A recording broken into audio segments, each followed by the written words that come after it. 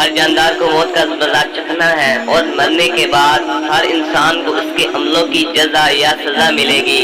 اس کے دو درجے ہیں، ایک مرنے کے بعد سے قیامت تک، اس کو علم برزخ کہتے ہیں، اور دوسرے درجے کو حشر نشر کہتے ہیں۔ اس میں پوری جزا و سزا ہوگی۔ سب کفار اور بعض گنہگار مومنوں کو قبر کا عذاب ہوتا ہے، بعض گنہگار مومن سے قبر کا عذاب بھی معاف ہو جاتا ہے، یا وہ گناہ کے مطابق عذاب پا کر نجات پا جاتے ہیں۔ صالح مومن مرد و عورت قبر میں عیش و آرام سے رہتے ہیں۔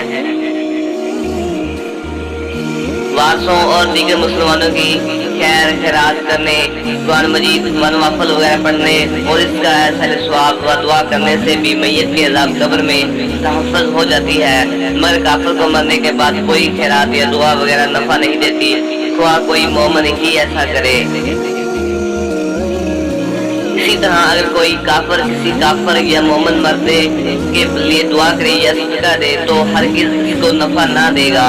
ثواب بچانے کے لیے کسی خاص چیز یا کسی خاص وقت یا خاص طریقے کی پابندی شریف میں نہیں ہے۔ ایسی پابندی سے بچنا چاہیے، بلکہ جس وقت جو کچھ میسر ہو وہ مالی یا بدنی ثواب کا کام ادا کرے، اس کا ثواب بخش دیا جائے۔ ایسا ثواب کا کام رسم کی پابندی، دکھاوے اور نام و شہرت کے لیے نہ کرے، اور بلا ضرورت ادھار اور قرض لے کر رسوم کی پابندی کرنا اور بھی گناہ ہے۔ کسی ایسی مصلحت سے وقت وغیرہ کی پابندی کی جائے جو شرعاً جائز ہو اور اس کو شرع کی طرف سے لازمی نہ سمجھا جائے تو کوئی حرج نہیں، مگر آج کل جہالوں کی رسمی پابندی کے خوف سے بچنا ضروری ہے، ورنہ وہ دلیل بنائیں گے۔ قبر میں مردے سے سوال جواب کی تفصیل یہ ہے کہ جب مردے کو اس کے خواہش و غالب قبر میں رکھ کر واپس جاتے ہیں تو وہ ان کی جوتوں کی آواز سنتا ہے۔ اس وقت اس کے پاس دو فرشتے آتے ہیں، ایک کو منکر اور دوسرے کو نکیر کہتے ہیں۔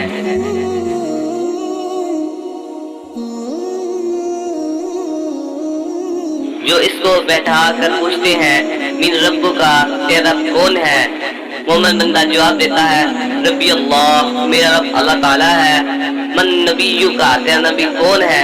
مومن بندہ جواب دیتا ہے نبی محمد، میرا نبی محمد صلی اللہ علیہ وسلم ہے۔ ما دینو کا، تیرا دین کیا ہے؟ مومن بندہ جواب دیتا ہے دین الاسلام، میرا دین اسلام ہے۔ بعض روایت میں دوسرا سوال اس طرح ہے ما کنتا تقول فی ھذا الرجل، تو اس آدمی محمد صلی اللہ علیہ وسلم کے بارے میں کیا کہتا تھا؟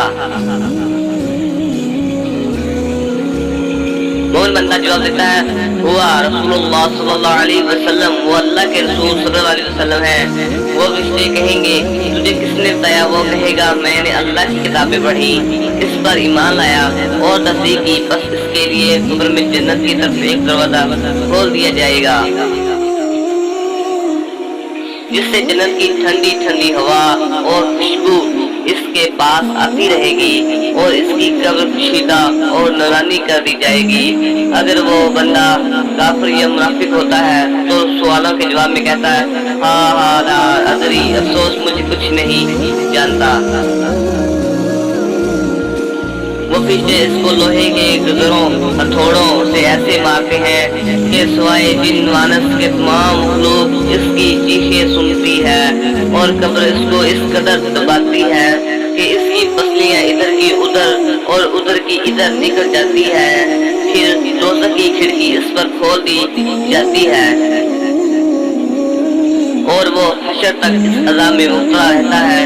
البتہ بعض مومنوں کو بقدر گناہ و عذاب پورا ہو کر اس سے پہلے بھی اس عذاب سے رہائی ہو جاتی ہے، اور کبھی محض اللہ پاک کے فضل و کرم سے اور کبھی دنیا کے لوگوں کی دعا اور صدقہ و خیرات وغیرہ کے اثار ثواب سے بھی عذاب سے رہائی حاصل ہو جاتی ہے۔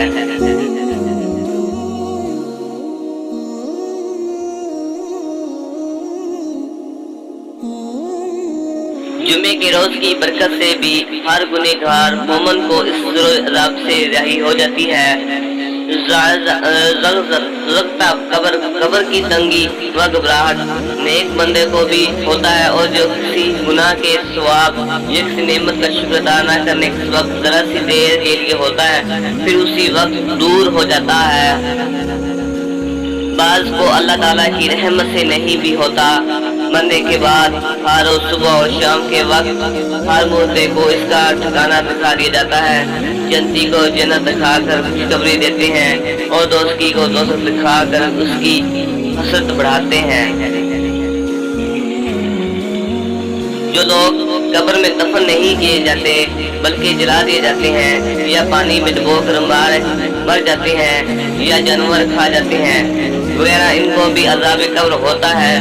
قبر سے مراد وہ گھڑا نہیں جو زمین کھود کر میت کو اس میں دفن کیا جاتا ہے، بلکہ وہ مقام ہے جہاں مرنے کے بعد برزخ میں روح کو رکھا جاتا ہے۔